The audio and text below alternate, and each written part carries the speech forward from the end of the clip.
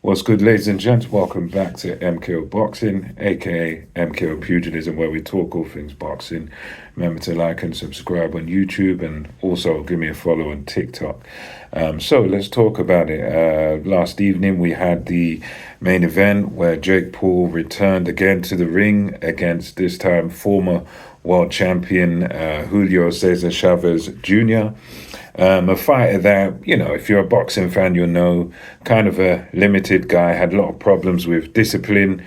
So this was one of them where, and also we've got to remember that Chavez Jr. did lose to former MMA world champion in what's his name, Anderson Silva. So he did lose to that guy, and Jake Paul had fought him after that, and Jake Paul actually managed to beat Silva. So for me, going into this, I favoured Jake Paul, just based on the fact that Jake Paul, yes, he's a YouTuber, but he takes his boxing very seriously.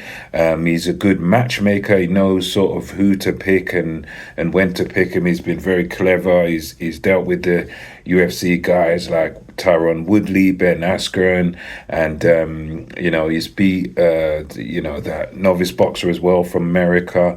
Been in there with Tommy Fury. So he's only really made one mistake in the ring, which is he fought Tommy Fury and lost to him. So I thought, yeah, Paul, you can see, takes his training seriously, and for me that's enough. Whereas Chavez Jr., he's not very talented.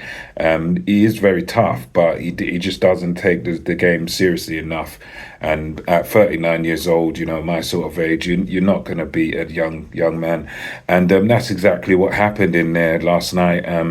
You had, as a fight opened up, you had Jake Paul doing all the work. I mean, I want to say at least the first sort of 6-7 rounds, Jake Paul just swept him, because you had Julio Chavez Jr. sort of walking around the ring, trying to follow Jake Paul around, and he was just there, high guard, just like this, but not throwing anything. And you had Jake Paul just basically using him as a human punching bag.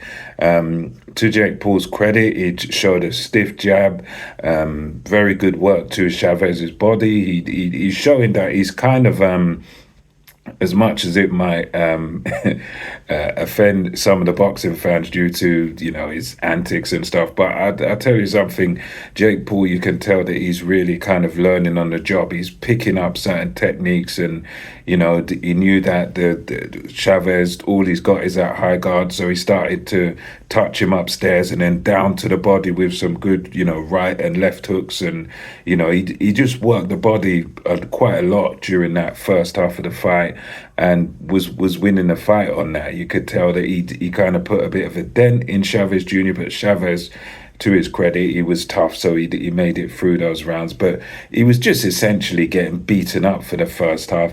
He did kind of come to life, but by the time Chavez Jr. came to life, it was way, way, way too late, and there was no way he could salvage the fight. Landed a few, half-decent left hooks, but nothing really was sustained.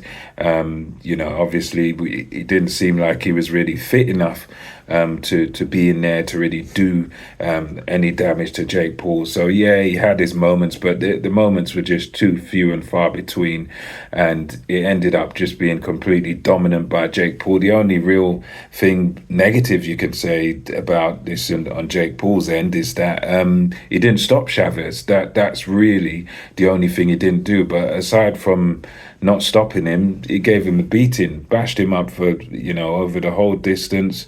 The fight was not remotely close, and I reckon by boxing standards, a former world champion, at least on paper, former world champion. I think his dad's name being a Chavez has got a lot to do with him getting those sort of opportunities and getting a bit of a leg up. But yeah, former world champion, and you're battering him over several rounds. I think, yeah, Chavez is, he's getting on he's 39 years old, so not ancient, but for a boxing terms, he's a bit old. But, Jake Paul's a YouTuber with no real boxing experience. So, yeah, from a boxing standpoint, he is a bit of a black eye on the sport. But I think those of us that have a bit of knowledge about boxing would have known going into this that Jake Paul very carefully picks his guys, and for me, yeah, I'd take my hat off to Jake Paul in picking Chavez, because Chavez was a made to order opponent, a guy that's going to come in there. Yeah, he's got a world title, but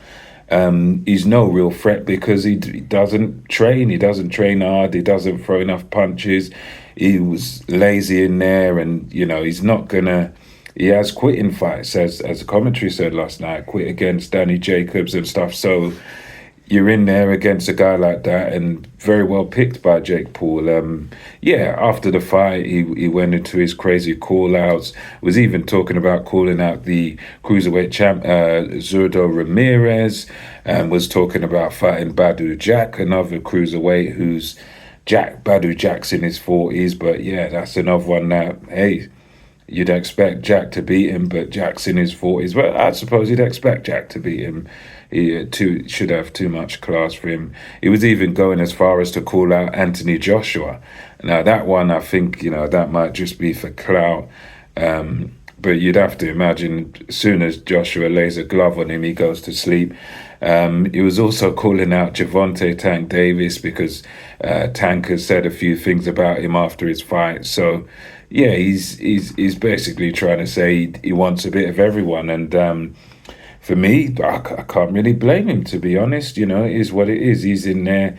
He's a YouTuber. He was talking about he wants world titles as well. I don't think he'll get anywhere near a world title, but boxing is a business at the end of the day, and Jake Paul is a huge name. So you never know. I mean, we've got Manny Pacquiao fighting for a world title. What is he? Manny Pacquiao's like 46 years old now, and he's installed at number 5, I think, in the WBC rankings, and that's coming off of losses, and it's coming off of several years of inactivity. So boxing is one of them sports where you can just sort of jump in it. But yeah, for me, I thought overall very good performance by Jake Paul. Very well, excellent matchmaking also by Jake Paul, and you can't really fault this performance. Very, very good. Not really much more he could have done in there. And for Chavez, it's a bit of a disgrace losing to, a guy like this, but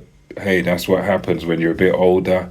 You don't take the sport seriously. And you could even tell by the training footage of Chavez Jr., he was quite slow and quite cumbersome. And you could tell that, the intensity just wasn't there. He was never going to win this. But anyway, well done to Jake Paul, and we'll see what happens next. Let me know what you think, or who you think, should I say, Jake Paul should take on next in the comments. What did you think of this event and this fight?